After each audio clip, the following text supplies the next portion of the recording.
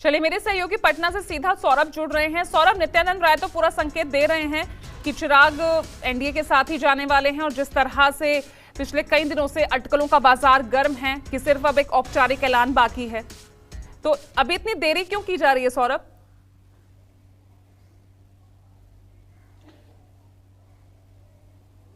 जी बिल्कुल,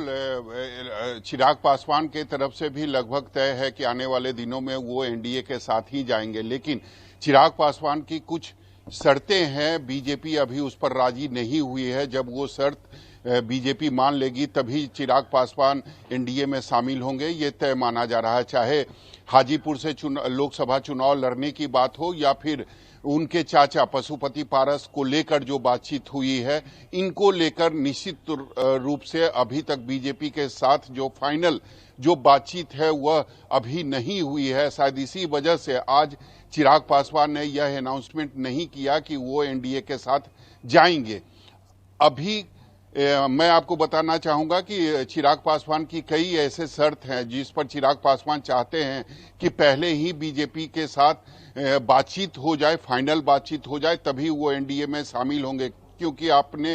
पहले देखा होगा लोकसभा चुनाव, विधानसभा चुनाव 2020 जब बिहार में हुआ था और उसके बाद चिराग पासवान की पार्टी टूटी थी, और तोड़ने में निश्चित रूप से बीजेपी के साथ साथ जदयू के भी लोग शामिल थे। तो अब चिराग पासवान कोई भी धोखा नहीं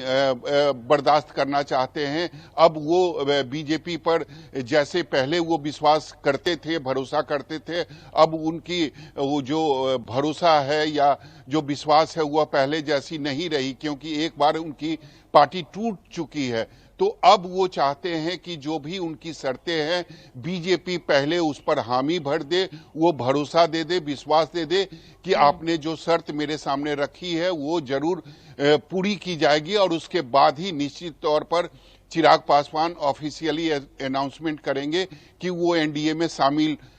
होंगे। लेकिन जब तक यह जो चिराग पासवान की शर्तें हैं वह अगर नहीं मानी जाएगी तब तक वह निश्चित रूप से ऐसे ही बैठकों का दौर चलते रहेगा, और चिराग पासवान मीडिया से कहते रहेंगे कि 2-4 और बैठकें होगी, उसके बाद ही क्लियर होगी। क्योंकि चिराग पासवान ने कहा,